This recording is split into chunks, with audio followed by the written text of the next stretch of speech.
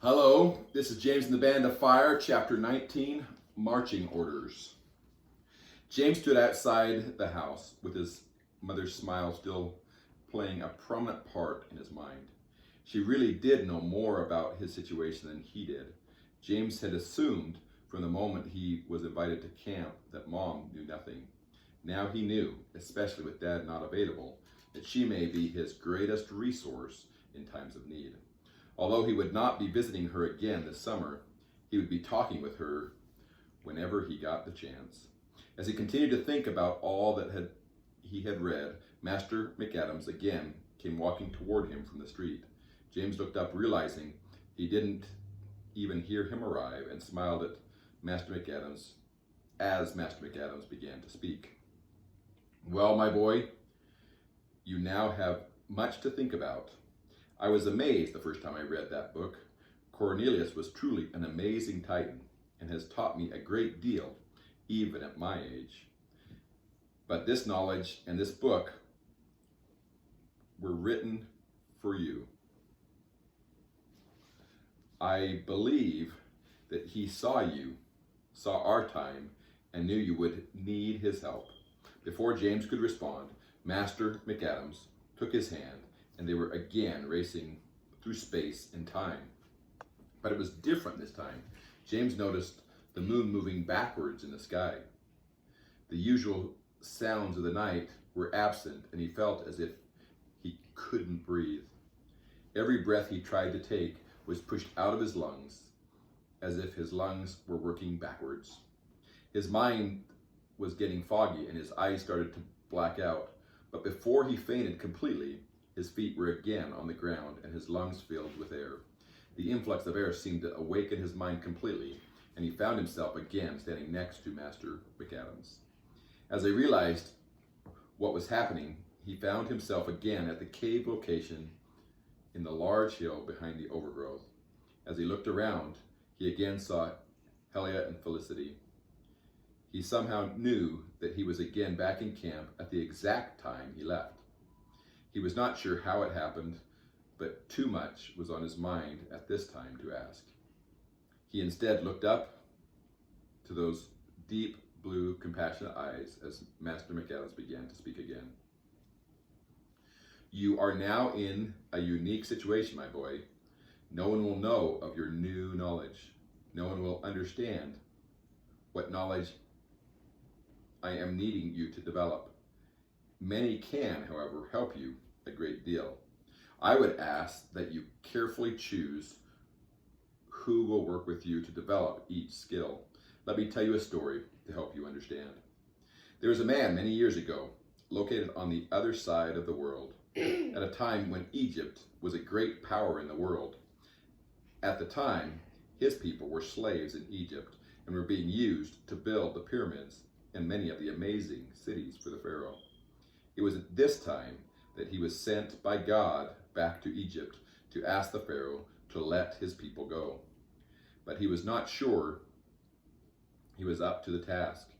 He was nervous about his weakness in speaking, and although he agreed to attempt to free the people, he would need instructions and help from God to accomplish this great task. It was for this reason that God prepared miracles for him to perform while inviting the Pharaoh to let the people of Israel go. It is a few of these miracles that I wish to speak to you about. The first was a special miracle where the man's brother threw the rod to the ground and it became a great serpent. The Pharaoh's magicians, however, did a similar trick by throwing their rods on the ground. The Pharaoh only laughed and said his magicians could do the same trick. Each time the man worked a mighty miracle from God, the magicians performed a similar miracle, and the Pharaoh just laughed and refused to let the people go. It mattered not to him whether he turned the river to blood, caused a great swarm of frogs, or did other miracles. The Pharaoh was unwilling to recognize the hand of God. So how does this apply to you? James began to think. Then it hit him. Cornelius had talked about multiple sides of every Titan power. He also talked about special augmentation of each skill through careful training and learning. For every power that could be used for good, the same power could likewise be utilized for the bad. You are correct, my boy. Every Titan power can be used for good or evil. You will recognize why people are doing certain skills and then recognize if the power is from God or from some other source. You must seek to learn from and develop skills come from God. Only then can you truly be as powerful as you desire to be. At that, a song started to play in the background. James recognized the song and turned to see Helia starting to open her wings, and his mind filled with words. The time you spent to learn so much, the clock unchanged it be. For Doc you gave a special gift, the gift of time twice used. James looked up with a start to Master McAdams, and who stood with a broad smile. Yes, I have given you back your time. Use it well. With that, James was carried back to camp on the powerful wings of Helia. As they flew, he realized that it was as if time had stood still, for it was only 3:30 a.m. All his learning had occurred in less than 5 minutes. He would have to ask Master McAdams how this was done, but for now, he would try to get a little more sleep. But as Helia again brought him back to camp, James no longer desired sleep, but wanted to again focus on his mother's book. As he sat on his bed, he again opened the tattered pages to the final paragraph, from which he pulled a small part, his favorite part, that he still didn't completely understand. Being concordant is far more than just having all the Titan skills. As the name implies, concordance allows utilizing these Titan skills together to greater value. Using 2 or more skills together can make them far more powerful. I am just scratching the surface at this time of the possibilities. What exactly does that mean, he thought. Just then, his mind began to race. Concordant skills, or 2 Titan skills working together, so I can use telepathy and chronopathy together. His mind's eye was then opened to the classification. He was alone in his test with Master Bell, but when Master McAdams gave him the follow-up test, he was there with him in his mind. Was that the reason he keeps jumping into the books he is reading and the thoughts of his friends? Was he inadvertently using those Titan skills together? He must learn to control that ability. As his excitement grew, he looked over at the soft glow coming from Helia, and he could feel her smile as she watched him come to this realization. True powers concordant you will have when righteous friends for each Titan skill you learn from. James finally understood why he was given the new book from his mother.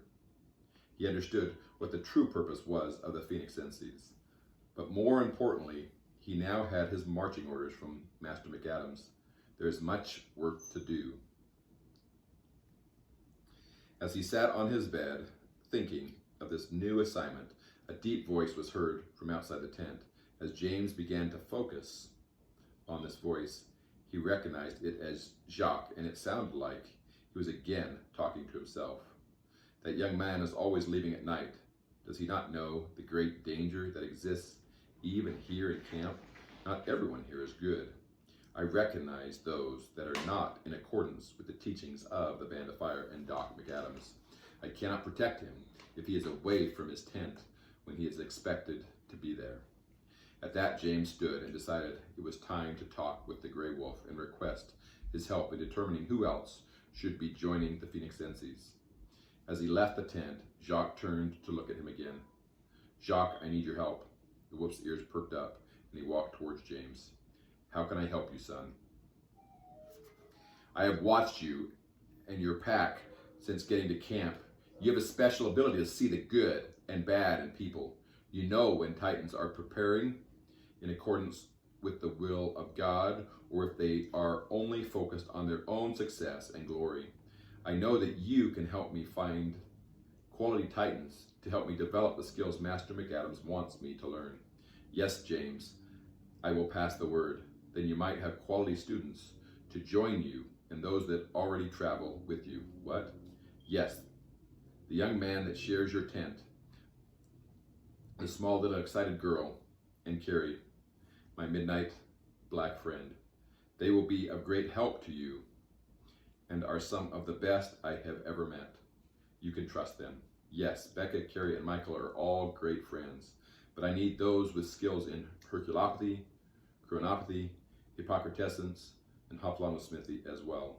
Can you help me? I will serve you as none others can, Jacques said, then turned away from him and began to howl. But James could not understand it. Even with his xenophonia, he was not able to understand what was happening.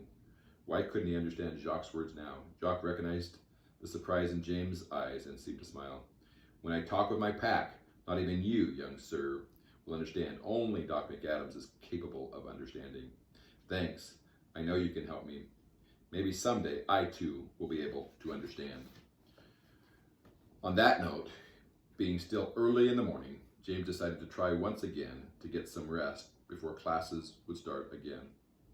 There was much on his mind, but sleep would be important when he had the chance, because he would be spending many nights in the cave trying to become truly concordant.